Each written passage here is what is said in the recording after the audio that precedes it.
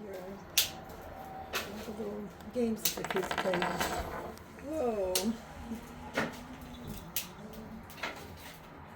Okay, hi, my name's Jerry Angermuller. I'm a member of the Oakland Historical Society, myself and my husband Klaus, and we're celebrating the annual Dutch Christmas. The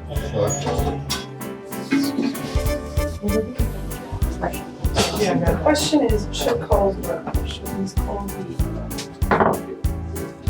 You know how to do. Yeah, you show me. Do it wrong. I think I was doing it. You don't put your eye out. My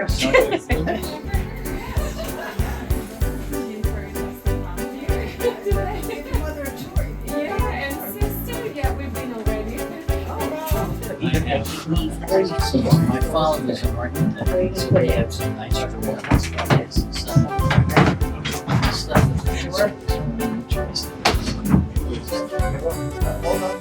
She was like, I was watching her son the other day to make wool for your socks.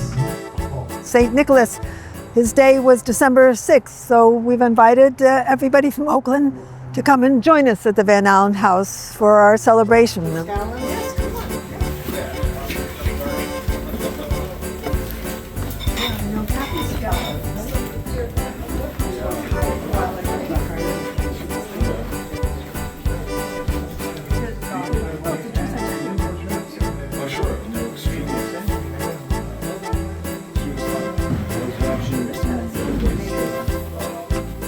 We have St. Nicholas inside, and Nowadays they hang stockings by the fireplace, but in the old Dutch Christmas, you would leave your wooden shoes outside and you get your presents left in them. But the original St. Nicholas was a bishop in Western Turkey in 600s or something of that sort and around. And there are many legends that have grown up around it. One of it is that he saved 3 women who had no dowries so they could get married, and he provided them with 3 bags of gold as their dowries. Supposedly, that's where the sign of pawnbrokers having 3 gold balls hanging as their sign apparently comes from. The legends of St. Nicholas are all over the place, almost every country and has one. But the Dutch, it was Sinterklaas on St. Nicholas Day, and as I said, the children left out their shoes, and I assume that they hunted around for the biggest wooden shoes in the house that they could find to put out in front. If you wore leather boots or shoes out there, they would get ruined in the wet and the mud. But the wooden shoes were not susceptible to that. You could wear them around in the mud for ages and didn't cause any problem with them. Instead of hanging stockings by the fire, you placed the shoes outdoors with some little bits of food for the donkey of Sinterklaas. He didn't have reindeer and running around in Holland. And so you left, instead of leaving milk and cookies for Santa Claus, you left carrots and such for Sinterklaas donkey. And he could eat them, and in exchange, they would leave presents in your shoes.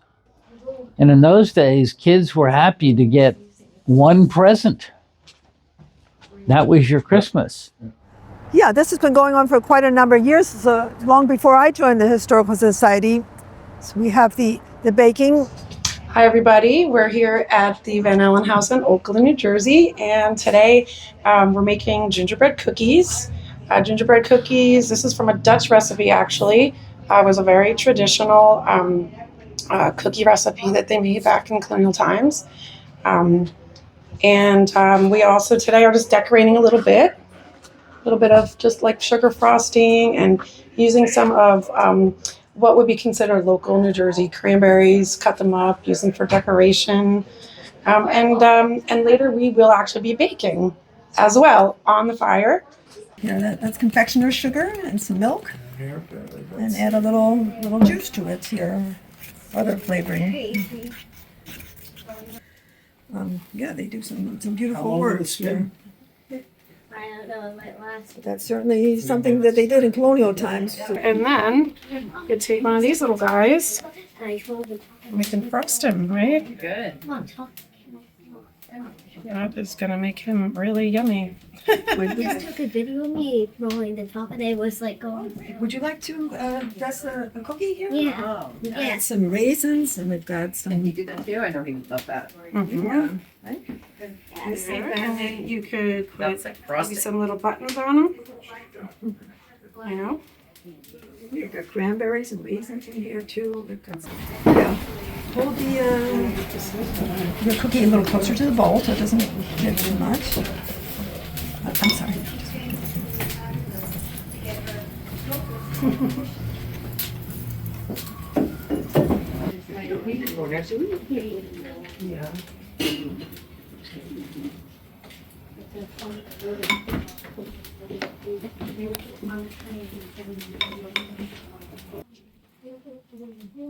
All right, looking good, guys. I'll just eat it with no face. Yep. Yeah. Don't forget it. Oh, there you go. You don't have to worry about it. Pretty sticky. Ready to go. Yeah, right away. So we've, we have a lot of members in here opening up the house to people and telling stories about the town, sharing stories of what they remember of Oakland. People from all over the world come and now you're on top of 287 where it is now, looking down at Oakland from 1910. Here is West Oakland Avenue. Here's the train that came through. There's the Ramapo River along here. This is the town of Oakland in here. There's the Van Allen house where you are here. This is the powder mill here. They made ammunition here. It's where Crystal Lake is now. Okay. And there was a big explosion there, and a lot of men were killed. And Mayor Potash made a lake there, a man-made lake. And as you come down here is the Bush House, the Bush Plaza. You've seen Bush Plaza, where we're making. Now the military academy was where the Copper Tree Mall is now. I used to date the boys there. It was a long time ago. Yeah, they were very strict.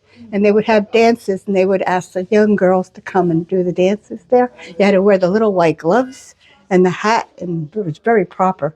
And when you danced, the headmaster had a 12-inch ruler to make sure you did Did your part. Yeah. Yes. Very strict. This is the middle school where you are here. This is where I went to school here. This was the schoolhouse, Franklin Institute. And they had all the names of the children sketched into the wall. This is the Ivy Lodge, Ivy Hall. And this burned down in 1910. This is the Martin Ryerson house here. Now, they had a huge orchard in the back here.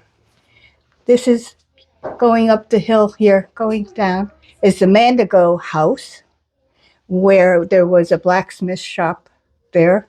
This is Ludlow Wilkins' house. It was a mansion, actually, and there was a psychic that actually lived there. And people from all over the world would come and get readings from her. Interesting. I'm trying to find out.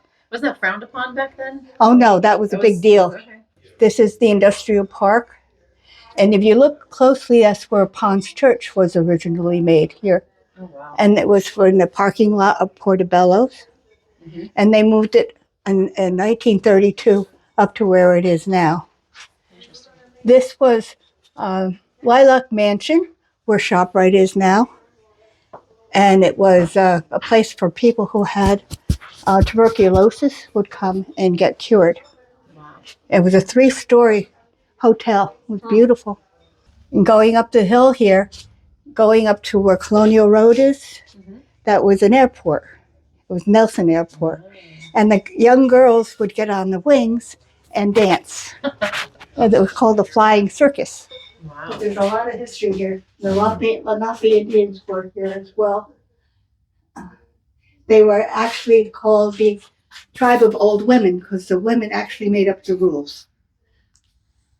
And when the boys were 12 years old, they sent them out into the woods for a year. When they came back, they had to find a wife, but it had to be from a different tribe because they knew not to intermarry with each other. We don't have the exact records, but certainly the stone portions of the house were the original. And the Van Allens, Henrik and Elizabeth Van Allen, they might have built a log cabin at first, and then, you know, as their family grew, expanded it a little bit. Yeah, there were more rooms. The Pottashes lived here for a number of years, but some of that has been removed, those buildings, because it was restored to the part of the house which is actually historic to the time of around 1748 is when we think the house was built originally. Good day. I'm Judy Hughes Gray.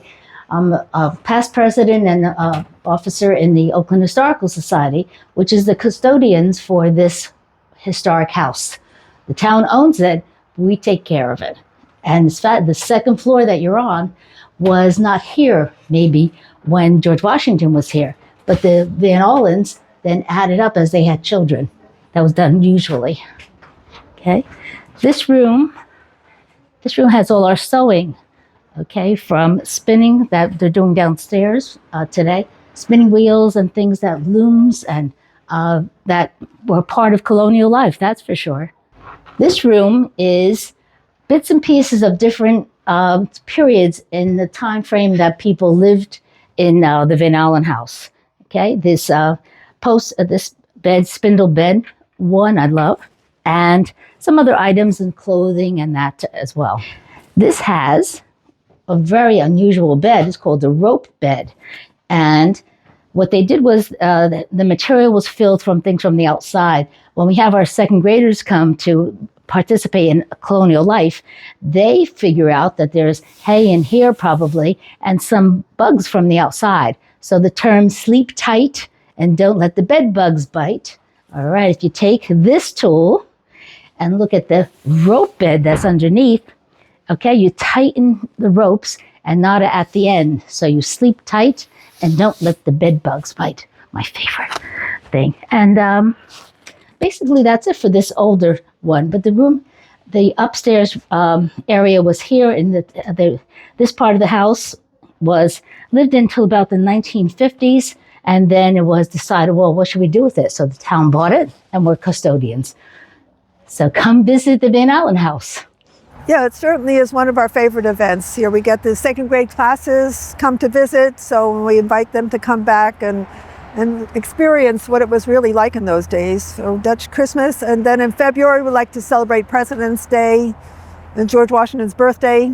So that's one of our big events. But you know, we've done other things in the past, historic house tours and stuff like that.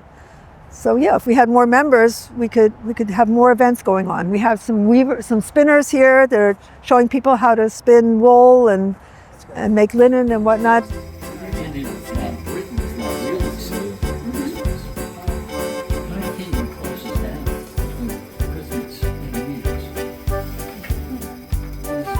Hi, my name is Linda Pearson. I'm from the Palisades Guild of Spinners and Weavers. Our guild was lucky enough to be gifted a spinning wheel from the Netherlands. So I'll show you how it works. First of all, I start with fiber, which is wool from a sheep. I have to wash it, and then I comb it with these hand cards right here to get the fibers all smooth and going in the same direction. When I comb it, it takes out some of the hay and grass and stuff that is stuck in the sheep's wool.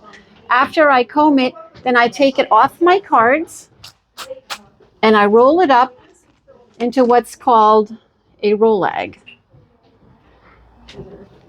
And now my fiber is going around and around like this. The next thing that I do is I attach it to yarn that's already on my spinning wheel, just by laying it next to it. And then when I step on the treadle of my spinning wheel, the big wheel goes around and it turns the smaller wheel around. and that will put twist into my fiber. So I stretch my fiber out into a thin piece. That's called drafting. And when I let go, the motion of the small wheel sends a twist up the fiber. So that twists my fiber into what we call a single strand of yarn. After I fill up my big bobbin with single strands of yarn, I'll spin a second bobbin, and then I simply spin them together in the opposite direction. That's called plying, and that would give me a 2-ply yarn. You can also do 3-ply or 4-ply yarns, and we can spin yarn thicker or thinner depending on what the final use of the yarn will be, what we want to make. Hi, I am Jonathan with the Palisades Guild for Spinners and Weavers. I today am here spinning flax, which is a plant matter. The end product of flax is to have a string that's like this. Then you can put that on a loom or use it in other ways. It's a very fine material, and eventually when you spin it together, it becomes like a string. A weave could be made like this from that. This here is particularly is commercially made, but it would functionally end up the same. It's very similar to wool. It's much cooler and would be treated as an inner garment rather than an outer garment like wool. I'm using a Saxony style spinning wheel for this. These are wool that has been spun and then placed on a loom, and all kinds of different possibilities. These are very simple, but they can become even simple can become very decorative depending on how color is applied. When you're spinning flax, you need a little bit of moisture on your fingers in order for the plant fibers to bind together. So spinners will oftentimes keep a little bit of water in a bucket near them while they are spinning flax. And that's just a thin thread that people would make that way. Before they had spinning wheels, they used items like this, which is a spindle, and it would be done by hand. And it's a very time-consuming task, but people would spend many, many hours spinning a single thread and then plying them so that they would have materials to use for clothing, for sails, for anything that they needed to make. I've been involved in cooking the gingerbread cookies, and my daughter now was helping me this year.